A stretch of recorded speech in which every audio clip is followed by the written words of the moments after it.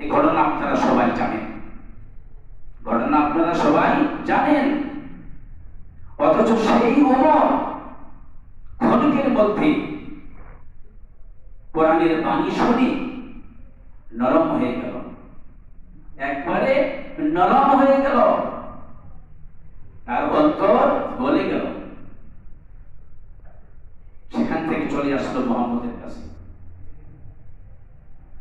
সব করে বলতেছি। এই ওমর শেষ পর্যন্ত কি করলো?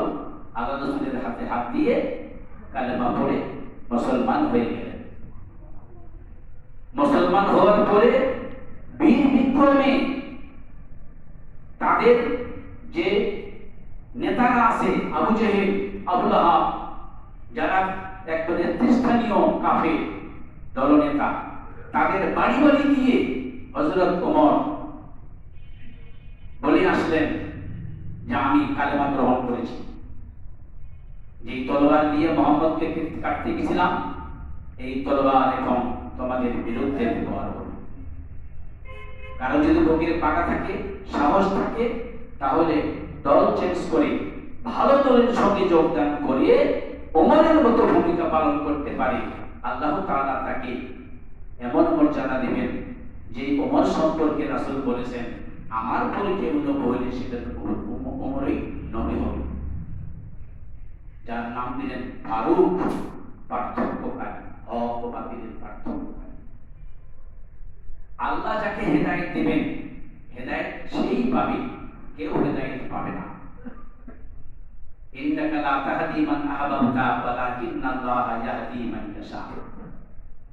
নবী সাল্লাল্লাহু আলাইহি ওয়াসাল্লাম অনেকেরই হেদায়েত কামনা করতেন, কিন্তু আল্লাহ বলছেন, মুহাম্মদ তুমি যাকে ভালোবাসো আমি তাকে হেদায়েত দেব না, বরং আমি যাকে ভালোবাসি, যাকে পছন্দ করি, আমি তাকে হেদায়েত দেব। রাসূল সাল্লাল্লাহু আলাইহি ওয়াসাল্লাম দোয়া করেছিলেন, ইত্তাহারিস আলা হুদাহুম, অর্থাৎ তিনি হেদায়েতের জন্য আকাঙ্ক্ষা করছিলেন। দুইজনের ব্যাপারে বলেছেন আল্লাহকে, এই দুইজনের মধ্যে তুমি যাকে পছন্দ করো তাকে তুমি মুসলমান করে মুসলমানের শক্তিকে তুমি বৃদ্ধি করে দাও। আবু জেহেল আর ওমর। আবু জেহেলের কবুল হয়নি, আবু জেহেলকে আল্লাহ পছন্দ করেনি। রাসূল এভাবেই বলছিলেন যে আল্লাহ তুমি দুজনের মধ্যে যাকে পছন্দ করো তাকে তুমি ইনাম দিয়ে এই মুসলমানদের ইসলামের শক্তি বৃদ্ধি করো। পরবর্তীতে ওমরকে ইমান দিয়ে আল্লাহ তাআলা ইসলামের এই শক্তিকে বৃদ্ধি করলেন। আবু জেহেলের ভাগ্যে হেদায়েত জুটে নেই। যেমন রাসূলের চাচা মরণমুখ, মরতেছে, এমন সময় রাসূল সাল্লাল্লাহু আলাইহি ওয়াসাল্লাম কানে বলছেন, চাচা একবার বলুন লা ইলাহা ইল্লাল্লাহ, বাকিটা আমি দেখে নেব।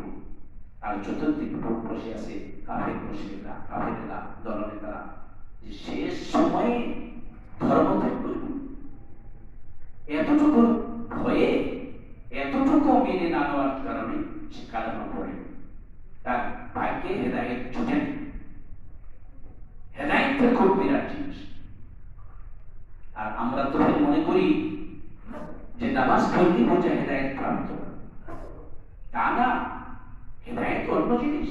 রাসূল সাল্লাল্লাহু আলাইহি ওয়াসাল্লাম বলেছেন, এমন একটা যুগ আসবে মসজিদ নামাজি দিয়ে ভর্তি হয়ে যাবে, কিন্তু হেদায়েত শূন্য, কিন্তু হেদায়েত শূন্য, হেদায়েত থাকবে না। তাহলে নামাজ এক জিনিস, হেদায়েত আরেক জিনিস। আল্লাহ যেন আমাদের সবাইকে হেদায়েত দান করে।